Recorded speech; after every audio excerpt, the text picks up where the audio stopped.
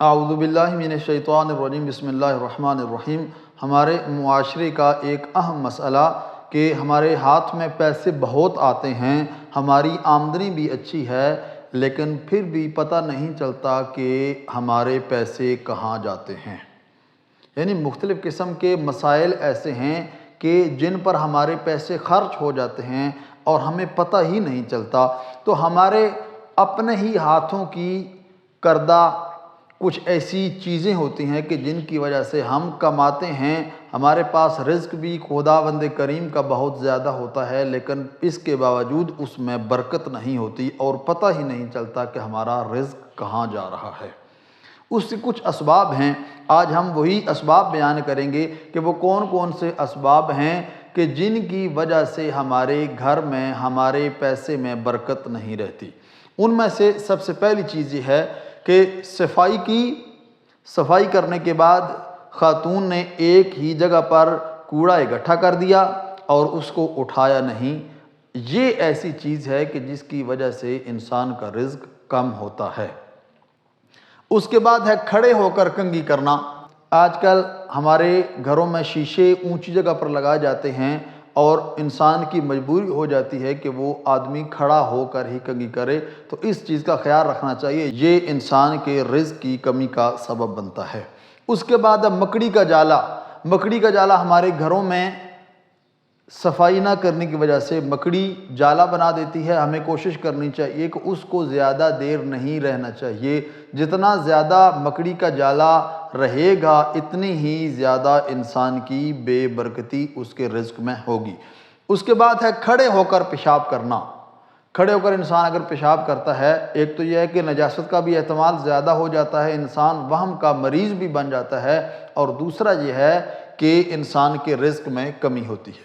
اس کے بعد ہے نماز فجر اور طلوع آفتاب کے درمیان سونا۔ یعنی کہ ایک بندہ نماز پڑھ کے آیا اور ابھی وقت ہے، طلوع آفتاب نہیں ہوا، سورج نکلا نہیں، اس کے درمیان میں اگر انسان سوئے تو اس سے بھی انسان کے رزق میں کمی واقع ہوتی ہے۔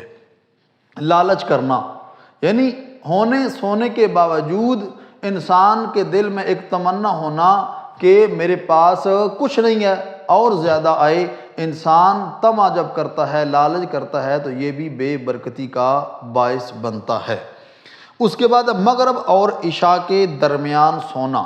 مغرب کا جو وقت ہے اور جو عشاء کا وقت ہے، اس کے درمیان میں سونا، یہ بھی رزق کی کمی کا باعث بنتا ہے۔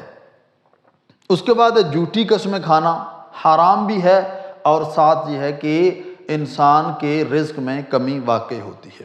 فضول خرچی کرنا، جب انسان فضول خرچی کرے گا، ایسی جگہ پر پیسے لگائے گا جہاں پر پیسے نہیں لگانے چاہیے، بغیر سوچے سمجھے جب پیسہ خرچ کرے گا تو یقیناً اس میں بے برکتی ہوگی اور انسان کا رزق کم ہوگا۔ گانے سننا حرام بھی ہے، بہت بڑی وعید سنائی گئی ہے جو شخص گانے سنتا ہے اس کے بارے میں، اور اس کے ساتھ یہ ہے کہ انسان کے رزق میں کمی کا باعث بھی بنتا ہے یہ گانا سننا۔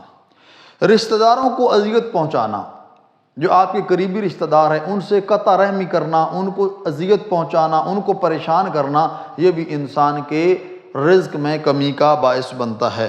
حمام میں پیشاب کرنا، جو اٹیچ باتھ روم ہوتے ہیں، بعض اوقات یہ ہے کہ جو سیٹ لگی ہوئی ہے وہ الگ طور پر لگی ہوئی ہے اور واش روم الگ ہے، کمرہ ایک ہی ہے، جگہ ایک ہی ہے، لیکن الگ الگ سے ایک پورشن بنے ہوئے، اس میں مسئلہ نہیں ہے۔ جہاں پر آپ غسل کرتے ہیں اس غسل والی جگہ پر پیشاب کرنا، یہ انسان کے رزق کی کمی کا باعث بنتا ہے۔ اس کے بعد ہے جھوٹ بولنا، اس سے رزق بھی کم ہوتا ہے اور حرام بھی ہے۔ اس کے بعد زنا کرنا یقیناً بہت بڑا گناہ اور ساتھ رزق میں کمی کا باعث، اور سوالی کو واپس لوٹانا۔ ایک شخص جو واقعاً مستحق ہے، پیشہ ور گداگر نہیں ہے، واقعاً مستحق ہے، اس کو کچھ نہ کچھ دے کر ہی رخصت کرنا چاہیے۔ اگر انسان بغیر کچھ دیے اس کو رخصت کر دیتا ہے، واپس لوٹا دیتا ہے، تو یہ بھی انسان کے رزق کی کمی کا باعث بنتا ہے۔ دعا ہے خالق کائنات کی بارگاہ میں خداوند کریم ہم سب کے رزق میں وسعت اور برکت عطا فرمائے۔ والسلام علیکم ورحمۃ اللہ وبرکاتہ۔